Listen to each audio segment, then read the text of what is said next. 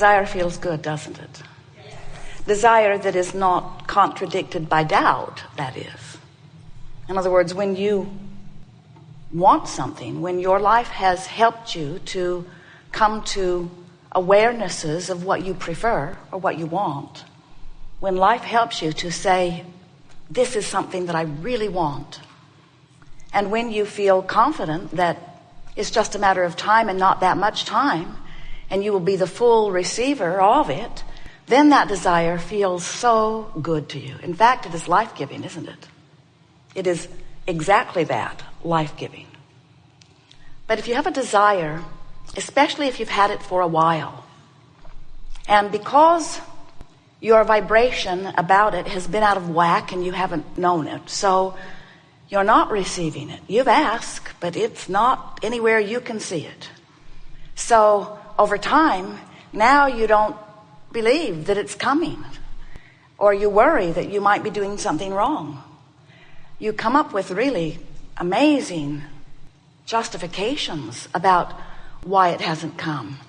It must not be appropriate for me to want that, or all the good ones must be taken, or I must have done something wrong in a past life, or you're very creative in that way.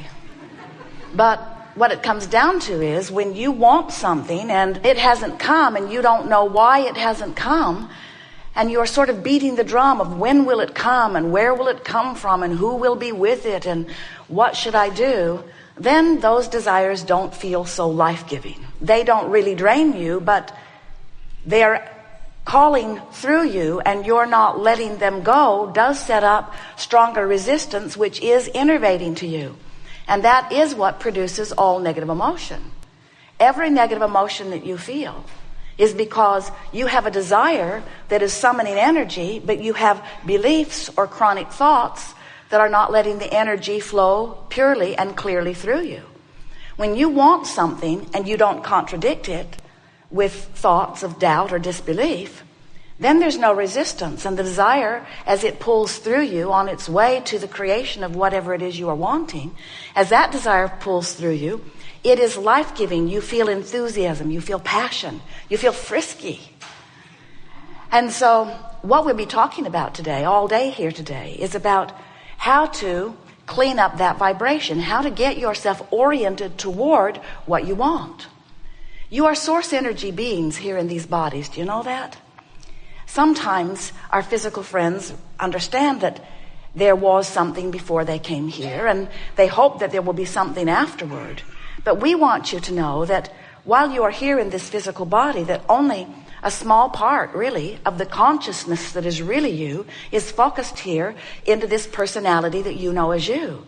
Now, we don't want that to make you feel diminished, because you are essential to the expansion of all that is. But all of you, all that exists as the non-physical part of you, is not here focused in this body. The larger part of you, sometimes you call it soul, we refer to it as your inner being, that soul source part of you still remains non-physically focused. You are a vibrational being. That part of you is purely vibrational. So then, as part of that consciousness focuses into you here, now you have the potential of the advantage of these two vibrational aspects. There's the source aspect, and there's the physical, leading edge, creative genius aspect. And those two vibrational aspects of you are playing off of one another all the time. Your life, in your willingness to expose yourself to variety, caused you and all that is to expand into an improved place. And the question that this gathering wants to help you ask and help you answer is, are you taking the expansion? Are you, who exposed yourself to the contrast and who is the reason for the improved discernment, the improved request, are you out here on the leading edge now receiving the benefit of that expansion?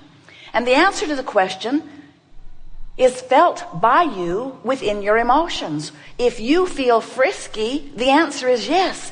If you feel energized, if you feel passion, if you feel enthusiasm for life, then that means you launched a rocket and went with the rocket and became the new and improved vibrational state, which means the manifestation has to catch up with you and fast.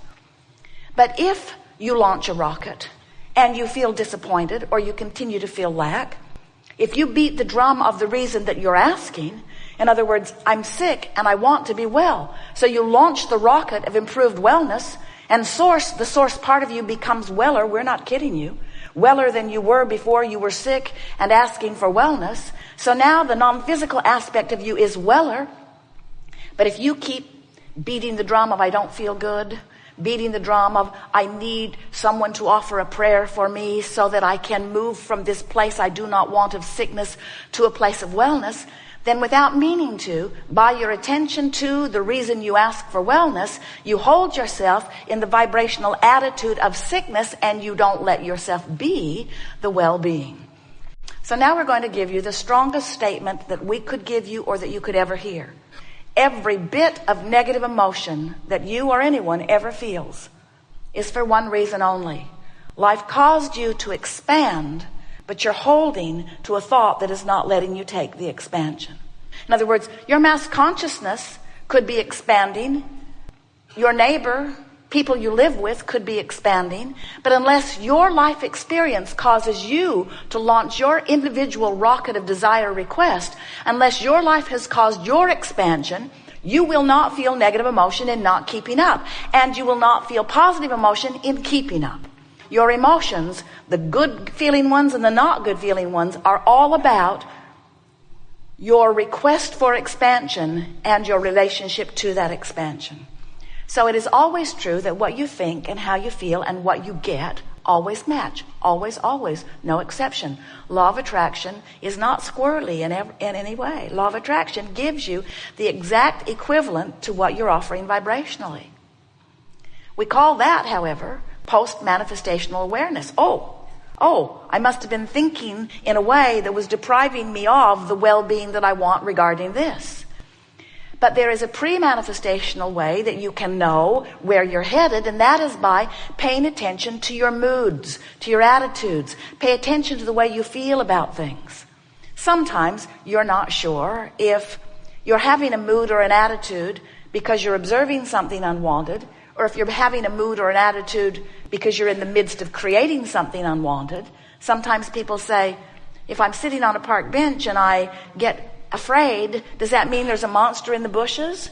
Or does it mean I'm just worried about there being a monster in the bushes? And we say, in any case, get off the bench. In other words, your guidance is telling you that you're near something that you don't want. And by getting off the bench, we don't necessarily only mean get up and remove yourself physically. In fact, we don't really mean that so much at all. We mean get off the thought, get off the subject, get off the vantage point, get off the beating of the drum of whatever is giving you that mood. As Jerry and Esther were driving up from Oregon, Esther was driving and they were in their Tahoe, the tow car, and Jerry, who was always busy, was reading. He was working on the editing of something, and he reached into Esther's purse to get something, and while at her request, and while he was doing it, well, they see it as their purse.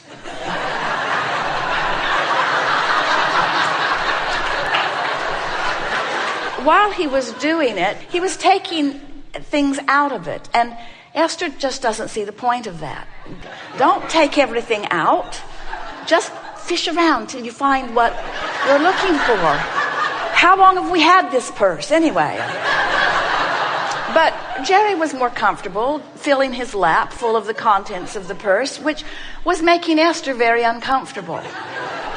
And so she is giving him a hard time about it, and he took it well, sort of, and then gave her a hard time back. It's hard to find anything in here. And Esther said, well, you just feel for it. If you feel for it, do you know what that feels like? Just feel for it. So they had their fun with it, and Jerry put things back in, sort of. And then several hours later, they were up in their suite, and Esther was looking for the appointment book, which has all kinds of information that is important to her in it, and it wasn't in her purse. And she said to Jerry, I think my appointment book may be still in the car, which had been checked by the valet. And Esther sort of sat there stubbornly thinking, and I'm not going and getting it.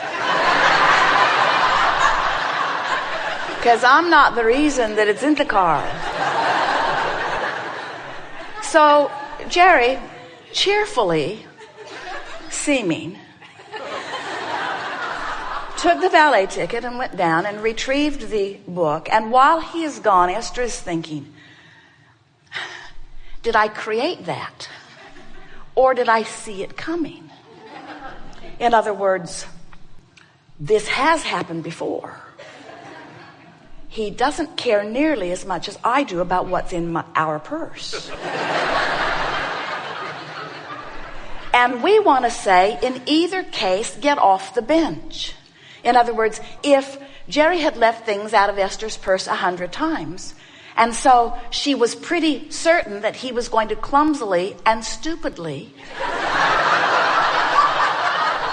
and uncaringly do it again.